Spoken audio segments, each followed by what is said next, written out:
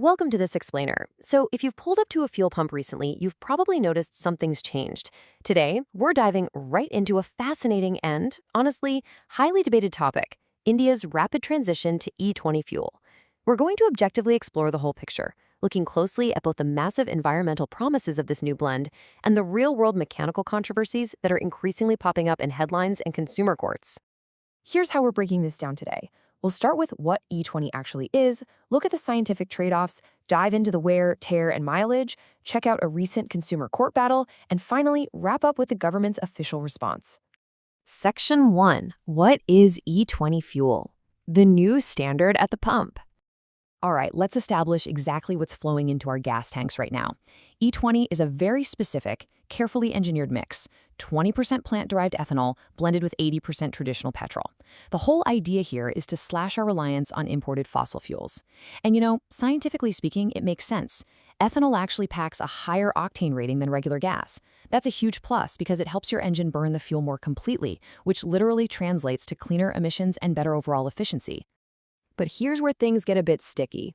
If you bought a brand new vehicle after April 2023, you're golden. Those engines are built with upgraded components to handle ethanol's higher oxygen content. But older vehicles, they were mostly just designed for an E10 blend. So why the friction? Well, keeping two separate supply chains running across 100,000 retail outlets is an absolute logistical nightmare and incredibly expensive. Because of that, you basically have no choice of pure petrol or E10 at most pumps today.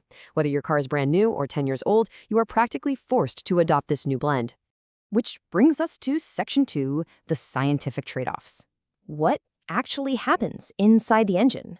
When you really dig into the academic studies, there is a literal chemical trade-off happening under the hood. First up, the good stuff. Compared to pure petrol, an E10 blend actually boosts your brake power by about 15%. Even better, it drops NOx emissions by a massive 21%. That is a huge win for the air we breathe. But there's a catch. This cleaner burn comes at a direct cost to your engine oil. Studies show a nearly 25% drop in lube oil flow rate. Basically, the oil loses some of its viscosity. On top of that, there's a 12% jump in abrasive wear on metals. So the lubricating oil formula actually needs tweaking to handle these new biochemical realities. And you can see this dynamic perfectly when you look at the data on engine torque. As you'll see here, ethanol blends absolutely increase torque across the board. Notice how the blue line representing E10 consistently beats out pure petrol, which is the black line at the bottom. Why? Because ethanol has a heat capacity almost 3 times higher than petrol, giving you much better rates and pressures inside the cylinder. So those performance perks you hear about, they're totally real, and the science backs them up. However, when we pivot to an official 2021 study by ARRI, that's the Automotive Research Association of India, the long-term durability picture gets a bit complicated. Now, the heavy-duty stuff is fine. They found E20 doesn't really damage metals or metal coatings. Your core engine block is safe. But it did actively degrade specific non-metals over time. Things like NBR PVC and certain rubbers and plastics took a real hit. And this is absolutely crucial, because those exact materials are what make up the gaskets, seals, O-rings, and hoses in older fuel systems. Let's move to Section 3, wear, tear, and mileage. We're grounding the academic data. So, taking this out of the lab and onto the streets, 3 to 6%. That is the drop in mileage or fuel economy that drivers with older E10 designed vehicles are seeing when they fill up with E20. And look, this isn't just some internet rumor from frustrated drivers. This exact figure is corroborated by a Niti Aayog report and formally acknowledged by the government.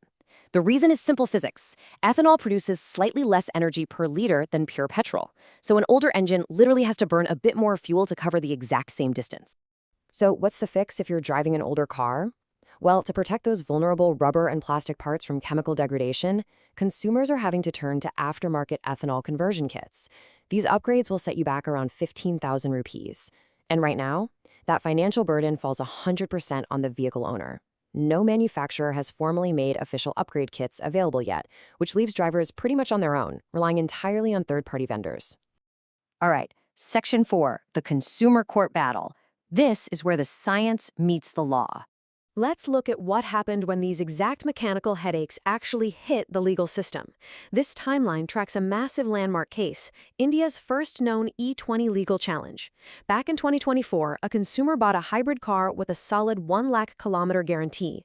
But hitting just 21,000 kilometers, the car started suffering from severe misfiring and major engine trouble. The manufacturer pushed back, claiming the car was E20 compatible, and basically blamed it on general wear and tear.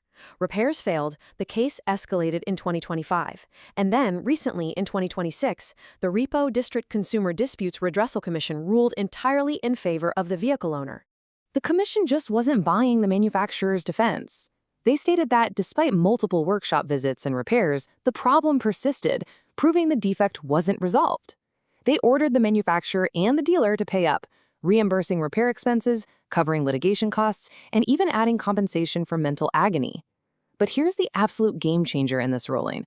The commission explicitly highlighted that because E20 is now the standard fuel at pumps, consumers literally have no alternative choice to protect their engines. Finally, Section 5, the government's response, the official stance on the rollout. So, with the science settled in the labs and consumers now winning in court, how exactly is the government handling all this? To their credit, they've maintained transparency about the vulnerability of older vehicles. Road Transport Minister Nitin Gadkari went on the record stating that BS3 vehicles, those made between 2005 and 2016, quote, may require replacement of some rubber parts and gaskets when run on E20 petrol. That's a direct nod to those RAI findings we talked about earlier. They're openly admitting that legacy cars might need a little mechanical surgery to safely survive this national fuel transition. But even with those admissions about rubber parts and a slight dip in mileage, the government is holding firm. They say widespread catastrophic engine damage is just a myth. And they have the numbers to back it up. Over 3 crore cars and 20 crore two-wheelers are running just fine on these blends today.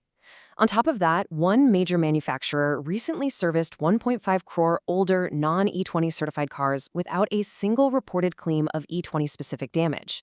So their final word? The E20 rollout is a massive success, and it's absolutely here to stay. Reverting back to E10 is completely off the table because running parallel supply chains nationwide is just too much of a logistical nightmare. And that brings us to a really critical question. As India charges headfirst into this mandated E20 future, are manufacturers and consumers truly ready to split the cost of a cleaner environment? Because progress always has a price tag, whether it's buying out-of-pocket upgrade kits for your old trusty car or just adapting to slightly lower mileage. Thanks so much for hanging out with us for this explainer. I hope this deep dive helped clear up the debate for you, and as always, keep questioning the science behind our daily lives.